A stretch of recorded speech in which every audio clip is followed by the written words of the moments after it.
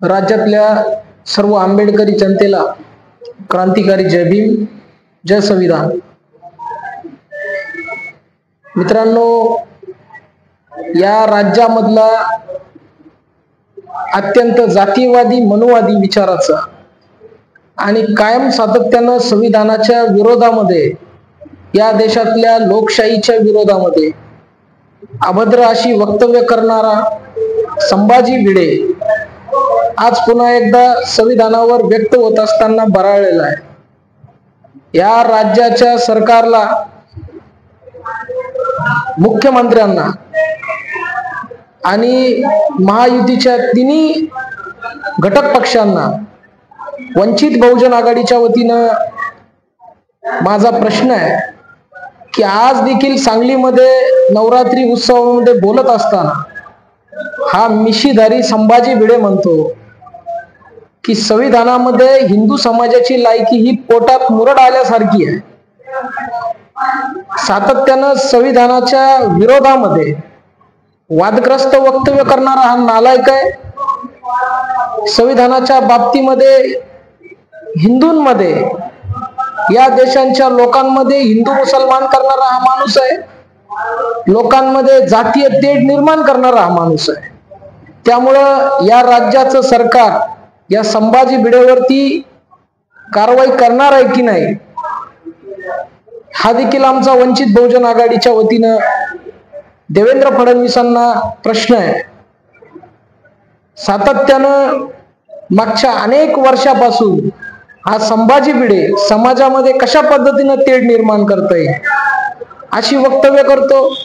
हा कुणाच्या आशीर्वादानं बोलतो की कुणाची सुपारी घेऊन बोलतो, परंतु सातत्यानं इलेक्शन्स, निवडणुका या जशा जशा जवळ येतील तशा तशा समाजामध्ये दुही निर्माण करून, हिंदू मुस्लिम असा संघर्ष निर्माण करून,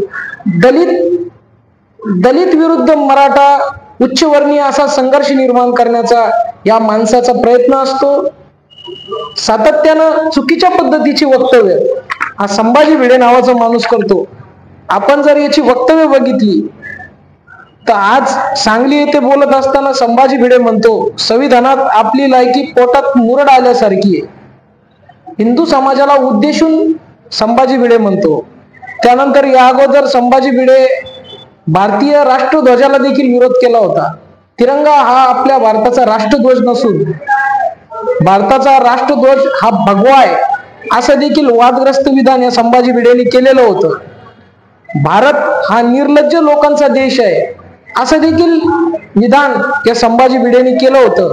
आणि 15 ऑगस्टला भारताला स्वातंत्र्य मिळालेलं नसून ही एक इंग्रजांनी दिलेली एक भीक आहे, असं देखील एक वादग्रस्त विधान या संभाजी भिडेंनी केलेलं होतं।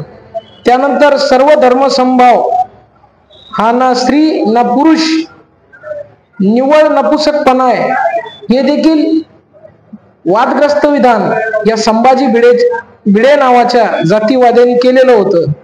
आणि त्यानंतर या संभाजी भिडेंनी आपल्या आकलेचे तारे तोडून या फुले शाहू आंबेडकरांच्या पुरोगामी आणि विज्ञानवादी महाराष्ट्रामध्ये, छत्रपती शिवरायांच्या लढाऊ महाराष्ट्रामध्ये लोकांच्या मनामध्ये अंधश्रद्धा पेरण्याचं देखील काम या संभाजी भिडेच्या माध्यमातून झालेलं होतं।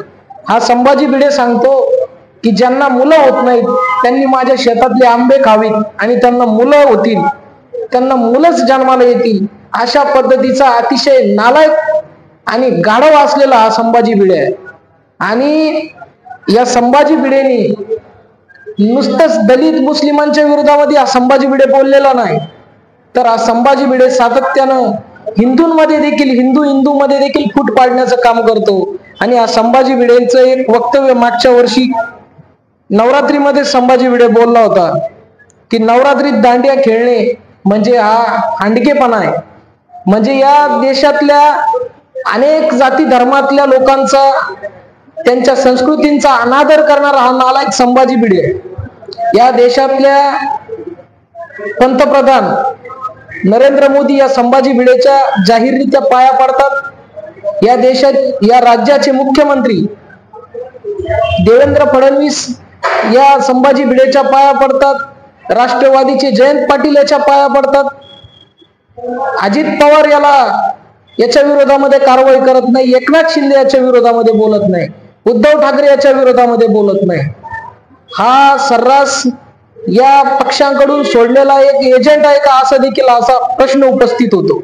त्यामुळं वंचित बहुजन आघाडीच्या वतीनं आम्ही जाहीरपणे सांगतो की या संभाजी भिडेवरती तात्काळ या राज्य सरकारने आणि गृह विभागाने याला जेरबंद केलं पाहिजे आणि याच्यावरती देशद्रोहाचा गुन्हा दाखल करून सातत्यानं संविधानाच्या विरोधामध्ये अपमानजनक हा वक्तव्य करतो, याला आपण जेलमध्ये टाकण्याचं काम केलं पाहिजे. आणि अन्यथा जर आपल्याला ते जमत नसेल तर या देशामध्ये भीमसैनिक आणि वंचित बहुजन आघाडीचे कार्यकर्ते अजून जिवंत आहेत.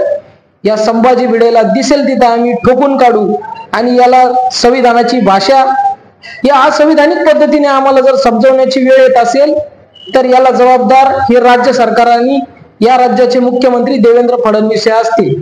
एवढंच मी या व्हिडिओच्या माध्यमातून सांगतो आणि आपला सर्वांची रजा घेतो. जय भीम, जय भारत.